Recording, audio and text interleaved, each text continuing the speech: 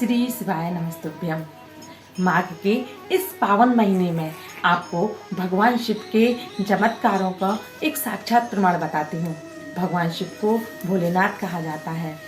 एक विचार, अगर आप भक्त हो या भक्ति करते हैं तो भक्ति करने का ये मतलब नहीं है कि कभी आप गिरोगे नहीं, लेकिन हाँ एक बात जरूर है, अगर आप कभी गिरोगे तो बाबा भोलेनाथ स्वयं आकर तुम्हें जरूर संभालेंगे। भक्ति का मतलब होता है हमेशा अपने भगवान पर, अपने इष्ट पर पूर्ण विश्वास रखना, संपूर्ण समर्पण रखना, और ये विश्वास ही हमारी भक्ति को मजबूत करता है। सही कह रही हूँ ना?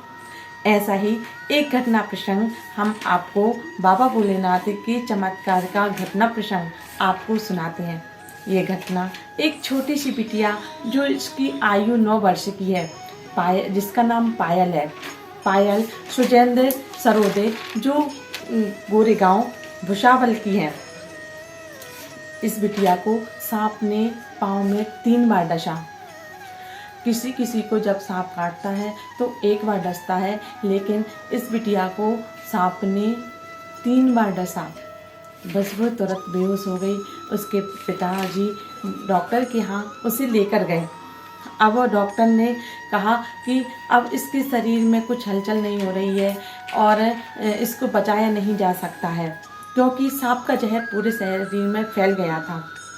यह पायल बेटी भले ही 9 वर्ष की हो, लेकिन इसका भगवान शिव के प्रति प्रेम और भक्तिभाव बहुत प्रगाढ़ था।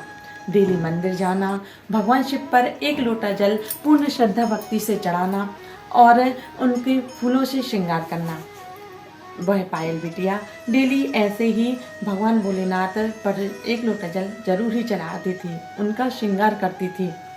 एक दिन वह अपने पिताजी के साथ खेत पर गई और खेत पर पहुंचते ही उसके पिताजी कुछ काम करने लग गए होंगे और वह कहीं साइड में खेल रही थी।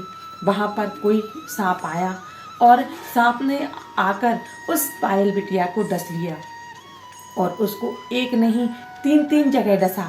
उसके पिताजी उसे लेकर डॉक्टर के यहाँ भागे। उसे वेंटिलेटर पर डाल दिया गया। डॉक्टर ने कहा कि इसकी अंतिम सांसें चल रही हैं। कुछ है नहीं, वेंटिलेटर ने भी काम करना बंद कर दिया है, क्योंकि इसके शरीर में, पूरे शरीर में जहर फैल चुका है। वेंटिलेटर पर डाल दिया गया और उसकी आंखों की रोशनी भी चली गई। शरीर ने काम करना बंद कर दिया। डॉक्टर ने कह दिया कि इसकी अंतिम सांसें चल रही हैं। जो कोई अगर साधारण सांप होता तो इसे बचा लेते, लेकिन ना जाने ऐसा कौन सा सांप है जिसने 1 बार नहीं 3 बार डसा और उसका जहर तो पूरे शरीर में फैल ही चुका है। उस बेटे के परिवार वाले बहुत दुखी हुए, बहुत रोना धोना किया, बहुत घबरा गए कि अब डॉक्टर ने मना कर दिया है, अब क्या करें, अब क्या करें। अब तो भगवान के सिवाय और कोई दूसरा सहारा हो ही नहीं सकता है। तब उनके मन में एक बात आई कि क्यों ना उसी शिव मंदिर में जाएं जिस शिव मंदिर में वह पायल बिटिया रोज जाकर जल चढ़ाती थी, उनका श्रृंगार करती थी।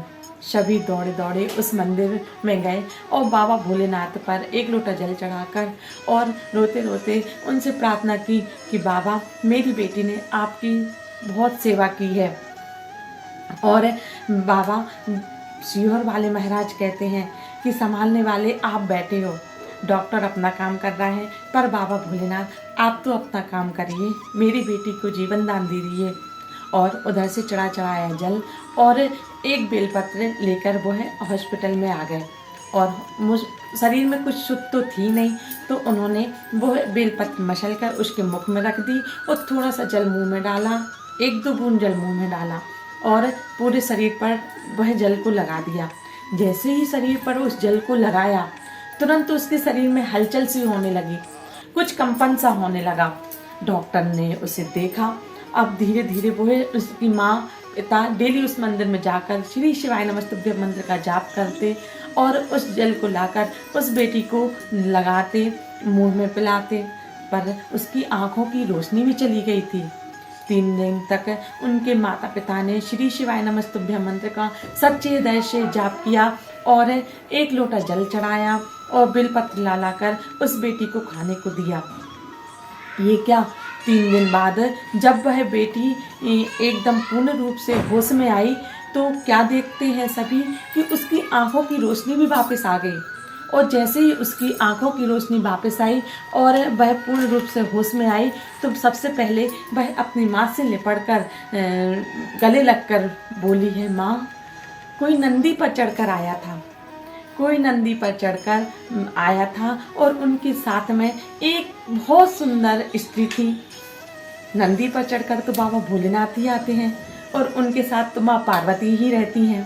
पर सोचिए, बाबा भोलेनाथ ने उस छोटी सी बिटिया को अभी से दर्शन दे दिए। वह कहती है, कोई नंदी पर चढ़कर आया था और उनके साथ में एक बहुत सुंदर सी स्त्री थी।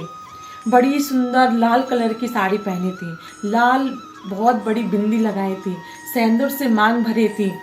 और वह पास में जो सीहोर वाले महाराज पंडित प्रदीप जी मिश्रा हैं, श्री शिवाय नमस्तुभ्यम, श्री शिवाय नमस्तुभ्यम मंत्र का जाप कर रहे थे, श्री शिवाय नमस्तुभ्यम बोल रहे थे।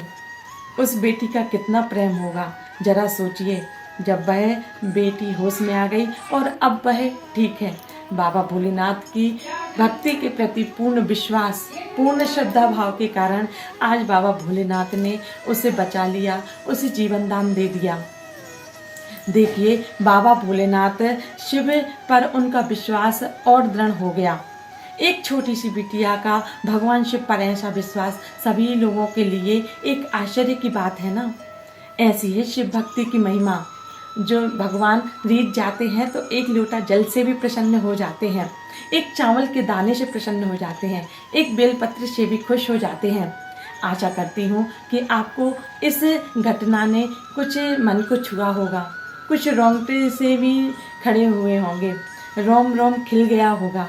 बाबा भोलेनाथ की भक्ति के प्रति श्रद्धा भाव और बढ़ गया होगा, उनका भक्ति के प्रति विश्वास को और दृढ़ किया होगा। इस दिल छूने वाली घटना ने आपके भी दिल को छू लिया होगा। अगर थोड़ा सा भी आपके दिल को छुआ है तो इस वीडियो को ज़्यादा से ज़्यादा लाइक और शेयर करें, सब्सक्राइब करें, क्योंकि भक्त पर कैसा भी संकट हो, बाबा भोलेनाथ हर संकट को दूर करते हैं और अपने भक्त पर आए हुए संकट को वही तो दूर करने की शक्ति रखते हैं, क्योंकि उनके लिए कुछ भी असंभव नहीं है। माघ के इस पावन महीने में बाबा भोलेनाथ के श्री शिवाय नमस्तुभ्यम मंत्र का जाप करें और पंचाक्षर मंत्र ओम नमः शिवाय का जाप करें और बाबा भोलेनाथ को प्रसन्न करें, क्योंकि सच्चे दर से की गई सेवा, पूजा, नाम जाप कभी व्यर्थ नहीं जाती है। भगवान जितना ज़्यादा हम भगवान के नाम का जाप करते हैं उतने ही ज़्यादा बाबा भोलेनाथ हमसे प्रसन्न होते हैं। ऐसा नहीं है कि हम पर कभी संकट आएंगे नहीं, लेकिन यदि पूर्ण श्रद्धा, पूर्ण समर्पण के साथ हम अगर भगवान के नाम का जाप करते हैं, उन पर पूर्ण विश्वास रखते हैं, तो वो हमें उस संकट से उबारने के लिए तो ज़रूर पधारते हैं। दिल में आपके इस घटना ने दिल की धड़कनों को कुछ बढ़ा दिया ऐसा होगा, विश्वास को भी बढ़ाया होगा, शिव भक्ति को भी बढ़ाया होगा। तो कृपया इस वीडियो को ज़्यादा से ज़्यादा शेयर करें और सब्सक्राइब जरूर करें। श्री शिवाय नमस्तुभ्यम। हर हर महादेव, हर हर महादेव, हर हर महादेव।